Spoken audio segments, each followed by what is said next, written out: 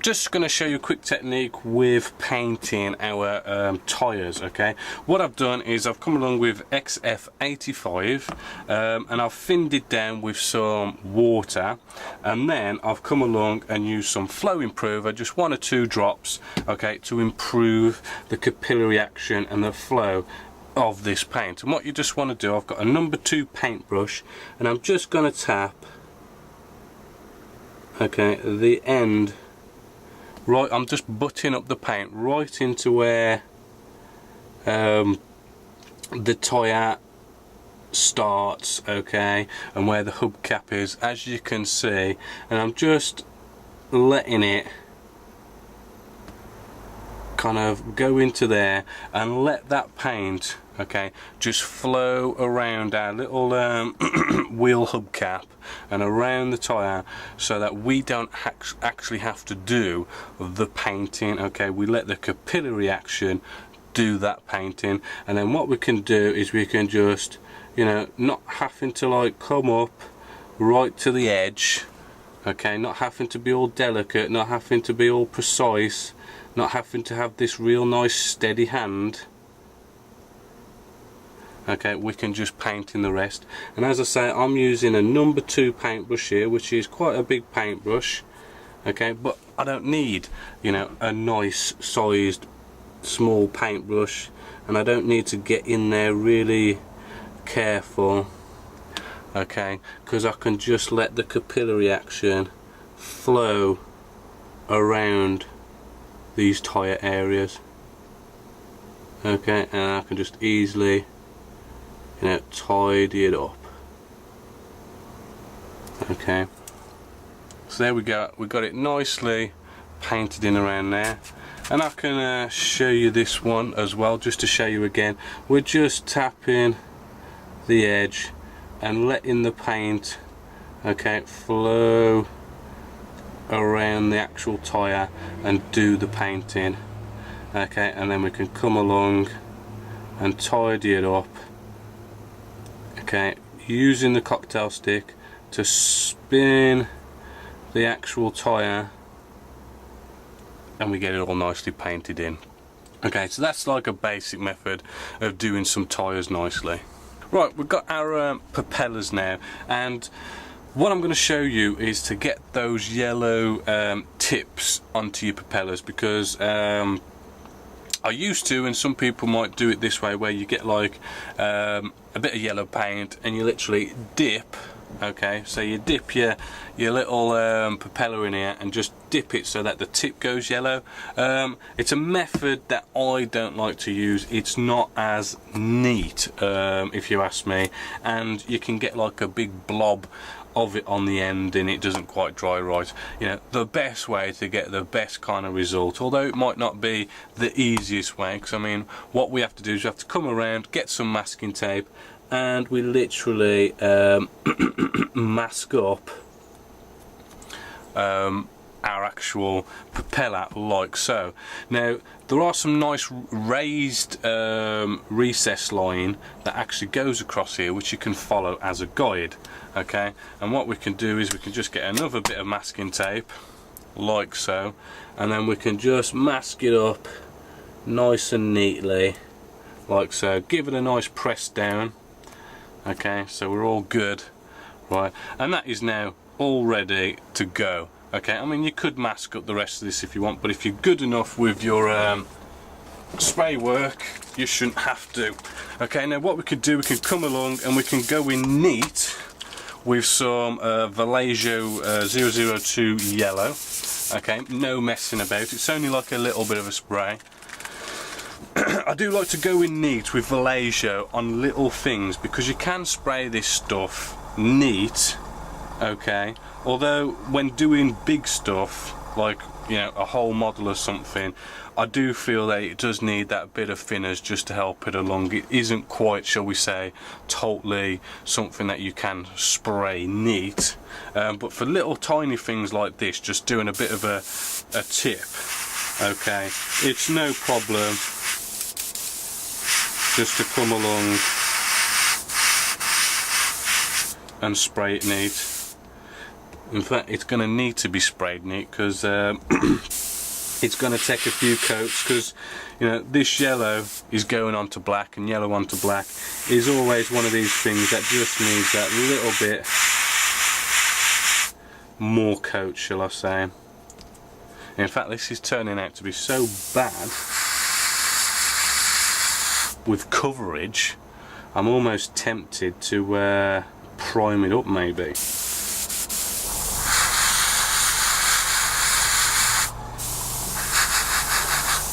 But I mean, it is eventually getting there. So I mean, this is going to take a couple of coats. I mean, you could prime it up with maybe a white or something and then spray the yellow one. But I think I'm just going to persevere and get this all sprayed. So I'm going to just quickly spray this, cut away for a sec. Right, okay, yellow has turned out to be way too damn thin. You know, as I say, I was going to try and persevere with it, but it is actually kind of taking the mick. How bad that coverage is for the Vallejo 002.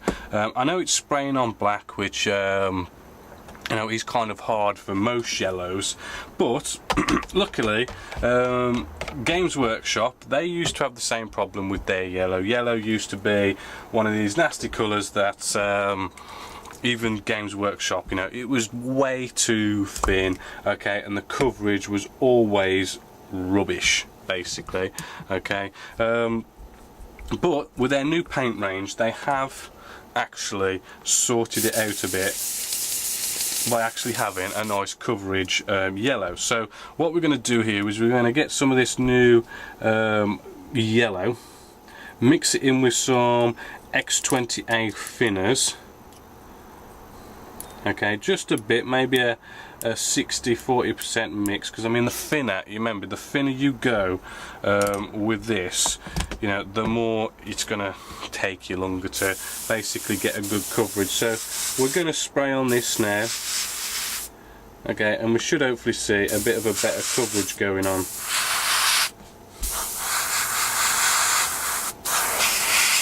Which still, I mean, a little bit, shall we say, bad coverage. It's gonna be a problem either way. So what I would recommend, okay, is just come along and probably you best priming this up white or something first, okay, to take away the whole, you know, the black, what would be a black primer on here, trying to get it yellow is going to take you quite a while, and it's going to probably annoy you. So, you know, prime this up white. Right, it did take an awful lot of annoying coats, okay, but, you know, got there in the end, and I'll just demask one as neatly as I can, if I can, without ruining any paintwork.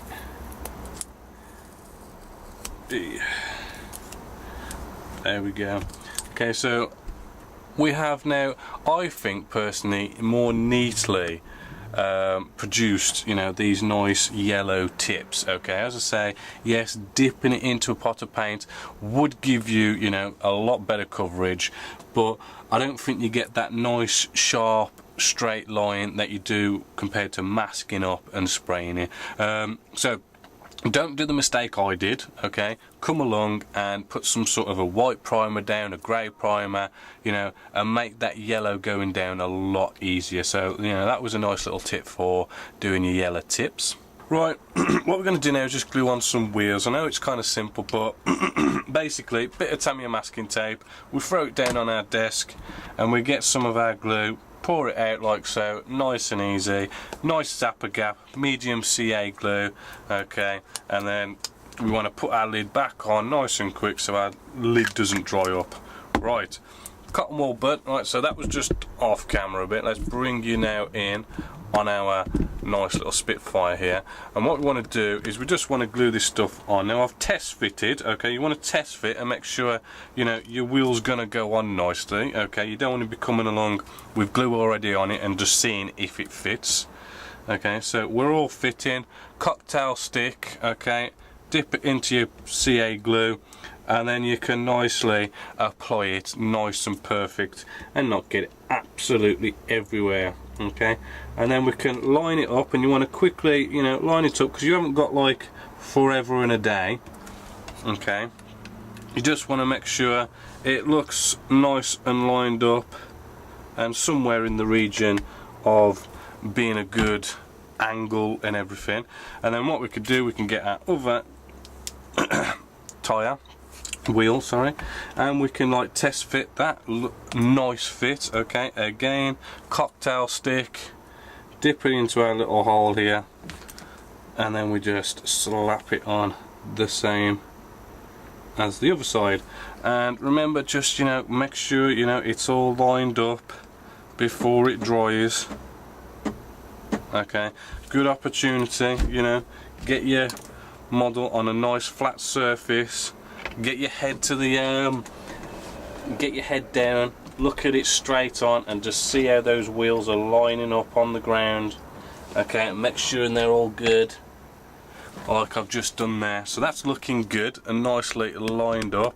We've then also got our little one, our rear one. We can do the same here. Let's get some tissue down. I don't want it scratching on the surface. Something nice and soft to go on. Again, you know, we want to test fit the area first. A nice test fit. Now, we don't have to come along and apply with a cocktail stick. We can actually just wipe this into the actual glue on the actual Tamiya masking tape. Okay, and then we can just slot that in there, and that looks good. Right. Cool thing about the glue is we can instantly, virtually instantly, you know, slap it on all threes. Okay, if we came along and say glued it down with the Tamiya extra thin cement, I mean, that would be it. Okay, we would have glued it and we'd literally have to leave that for hours. Okay, because what's most likely going to happen is it's just not, you know, if you glue it in the way where you melt the plastic with the Tamiya thinners, what's going to happen is, you know, your model is just not going to hold, you know, the wheels aren't going to hold the weight of the model, and it's just going to bend and all this kind of stuff, and you literally have to leave it for hours, okay, before it can actually take the weight. But with CA glue, you know, it's all good to take the weight straight away. You know, maybe leave that and make sure the glue's gone rock hard, and you could come along, Tamiya extra thin cement, and maybe just apply some there as well to maybe give it a bit of extra strength. But because, you know, a lot of my work is commission work, I have to like put these models in the post, which is a bit of a pain. And what I've found is breakages, okay, which, although I stick my models in the post, I mean, you might be interested in the fact that let's just say this wheel breaks, okay, it's gonna have a clean break because we're using CA glue, okay. And what that is instead of with our Tamiya extra thin cement where the glue actually melts both pieces of plastic and merges them together, right, with the CA glue it's just the glue is holding both pieces together. So when you have a break with CA glue, it's a nice clean break, right? And what that basically means is you could pretty much come along and glue that back on. Now, although, yes, okay, Tamiya extra thin cement is gonna glue these wheels together a hell of a lot, say, you know, harder, and they're probably gonna take a bit more to break. But what's gonna happen is, if you do get a break, what could probably happen is it won't break at, say, the wheel, okay, it will just probably snap, you know, your landing gear itself in half or something. It will, you know, because it's so probably strung at where the wheel is joining to the landing gear, as I say, it'll probably snap it in half, which then means really repairing it is a little harder. So by using CA glue, because you get that nice clean snap if it does break, you can pretty much, you know, glue it back together, no problems. Tamiya extra thin, as I say, you know, it's going to break a bit more harsher, okay. So maybe you might want to be thinking, you know, stick with CA glue for all these little wheels and landing gear bits that actually go on, especially with like weapons and pylons, and you know. Those things are going to break pretty easy. If you use super glue, it's just going to have that nice clean snap, and you can have that nice clean stick it back on, rather than what I have found actually as well, Tamiya extra thin cement, if you get, say, a break on a pylon or something, it can tend to kind of, you know, mess up all your paintwork as well. So be careful. A nice little tip if you want to do that. You can use a Tamiya extra thin cement, by the way, if you want to. So what we've got now left over is not actually much in the pieces. Okay, we want to keep our propeller still off the model and permanently off the model, to be honest with you, because again, what's going to break on a World War II fighter? It's going to be the propellers, right? So if we keep this, I mean, it fits on there so nicely, and mostly 9 times out of 10, you know, they all fit on there nicely, and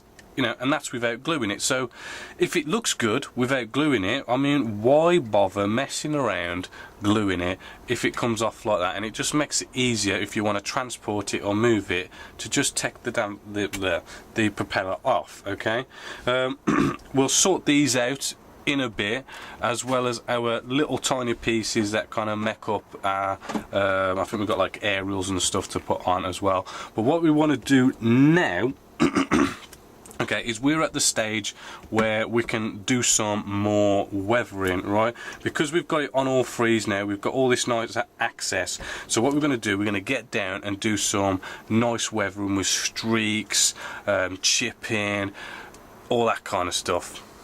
Right then, basically wanted to show you some chipping. Okay, chipping is one of these effects which I do think are quite cool, but you got to be careful you don't go OTT and ruin it with like a massive chipping. Now I've just done some chipping, just a little bit, okay, on our right side, right, and I'm just going to show you how I did that.